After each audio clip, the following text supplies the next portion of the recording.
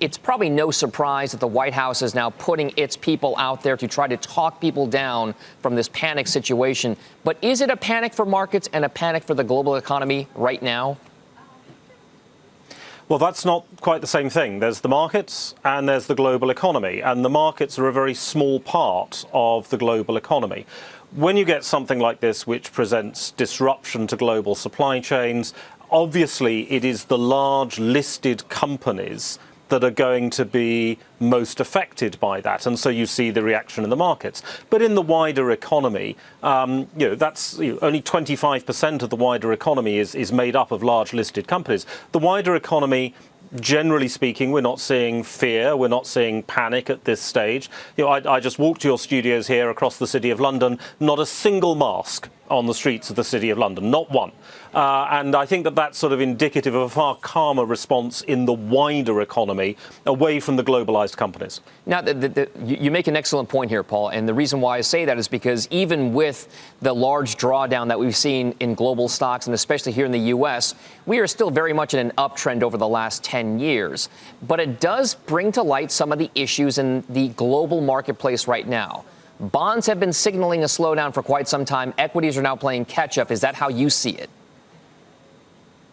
Frankly, no. I think the economic signal of the bond markets went years ago. I mean, bond markets are rigged. They're manipulated by quantitative policy, by regulation of the financial sector. This is why the UK yield curve hasn't signaled anything about the economy for 60 years, because it's a managed market. And I think that's now become a global phenomenon.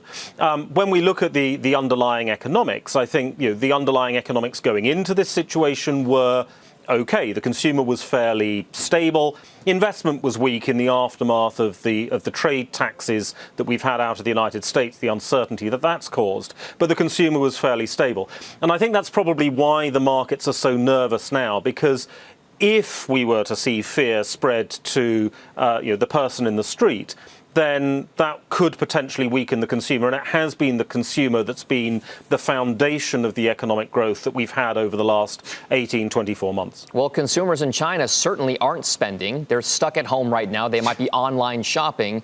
Is the coronavirus fear and the possible spread to other jurisdictions around the world going to have an impact on the global economy? Because it will, in essence, take away some of that consumer spending power.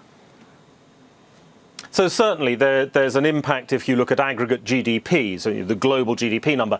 I mean, the problem there is the global GDP number is a fairly meaningless statistic. China certainly is hit. There's no question about that. As you say, you have a slowdown in certain forms of consumer spending, though I would note that spending on online computer games rose 40% year over year.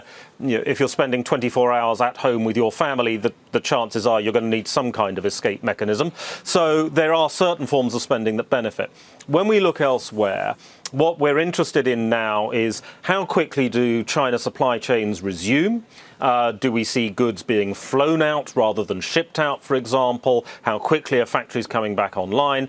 And then also the second question is, to what extent do we get stimulus coming from the Chinese government? How quickly does that come in and cause the bounce back in the Chinese economy later this year?